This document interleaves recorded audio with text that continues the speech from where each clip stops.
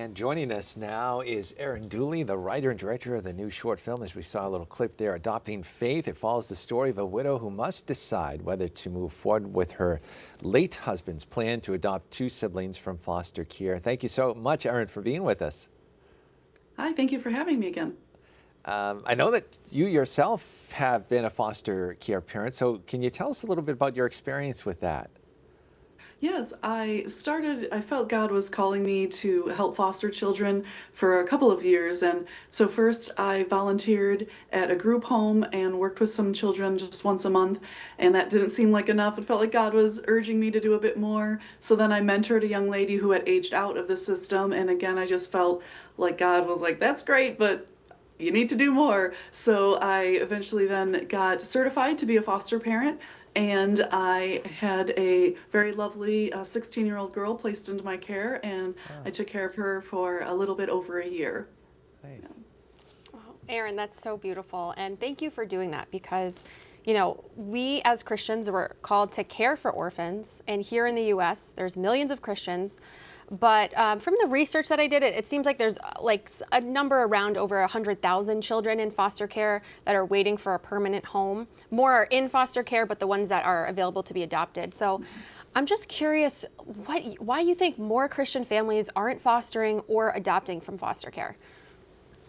Yeah, that's an interesting question because if I really do feel that if we we just stepped up, there's just so many Christians, and in a blink of an eye, we could kind of lick this problem if more people did. A lot of people they just think that they can't do it. They think it's a too big of a thing, and I hear a lot, oh, I would get too attached, and it's like, well, that's what these children need. They need somebody to love them so much to get attached.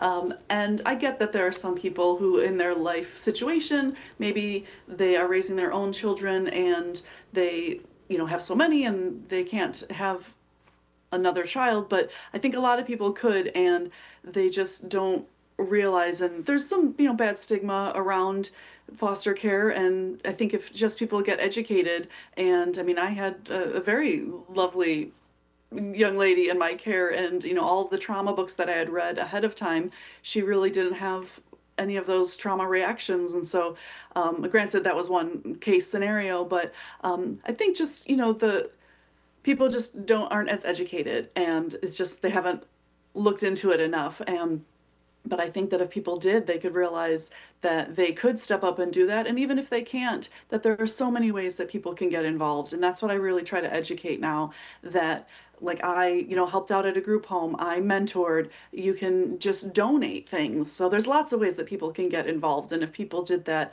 yeah, that we could really help out these children in care. And speaking of the children too, can you talk about what the experience of foster care is like for a child? Yeah, it's as unique, I think, as each child, because there's so many reasons that a child could be placed in care, whether if the parent was incarcerated or if there was abuse in the home. So it really depends on that situation.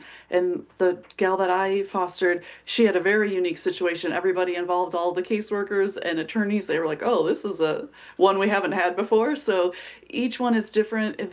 Each, even if you have two children that you think they have the similar background, we're all unique. And so we respond to things differently. And so some children that you think would have a lot of trauma reaction, they are just, some people are born, I think, a bit more resilient, and they are able to handle the crosses that they have. But it's a lot of, for the children to take in, because then they're just brought to another home and said, here's this adult that's going to take care of you. And it's a lot of fear that that child can have. I remember my foster daughter, is when she was dropped off, I was getting the paperwork done, and she was just looking around my house, soaking everything in. And the next day she said that she saw pictures of Jesus and Mary up on the wall, so she knew she was in a safe place. So yeah, I can't imagine being in her position and the position of those children, because it's a lot of the unknown and fear for the children. And in your film, Adopting Faith, we do get to see what it is like for a set of siblings. in the premise of the film, this woman has just lost her husband, and now she has to decide, am I going to adopt the kids that he and I were planning to adopt before he passed away? So I was curious if you've ever known anyone in that situation, or was this just a scenario that you created for the film? Yeah, I don't know anybody in particular. It was just a scenario.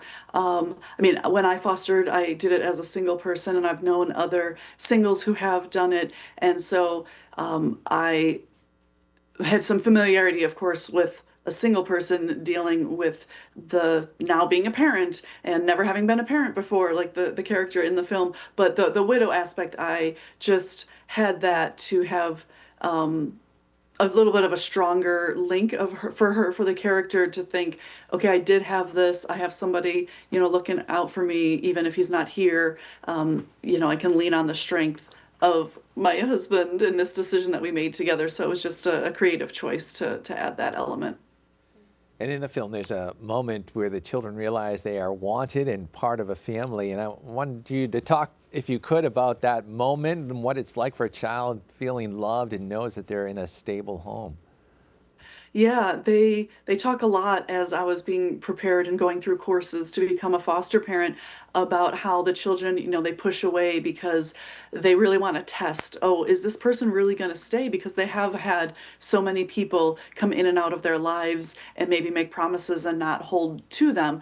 And so they push away, and that's kind of what happens in the film in their different ways. But then, if that adult is just stands firm and says, no, you can do all these things, but I'm here and I'm going to love you. And really reflecting, of course, the love of God has for us, all of the things that we do, that God is still going to be there for us.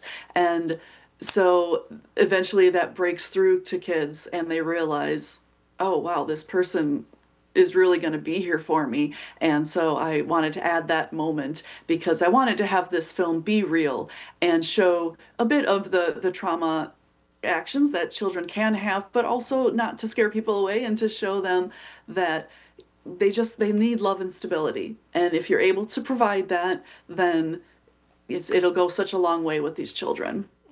And I think the film did a really beautiful job of that. And for those who want to watch it, it's easy to do so. It's 16 minutes. Erin, tell us where they can go to do that. Yeah, if it's up on YouTube, it's free to watch on YouTube. If you just Google Adopting Faith, it's my Dash Entertainment is my production company, and so you can find it for free there. And I do have events where people can put together an event. We're having one this weekend in Chicago where local foster organizations come, we show the film, and then the people that come can learn from the local foster organizations how they can help. So also if you go to Dash Entertainment's website, you can learn more about hosting an event in your community for that. Great, Erin, that sounds amazing, and I encourage everyone to check that out, dashentertainment.com. All right, God bless.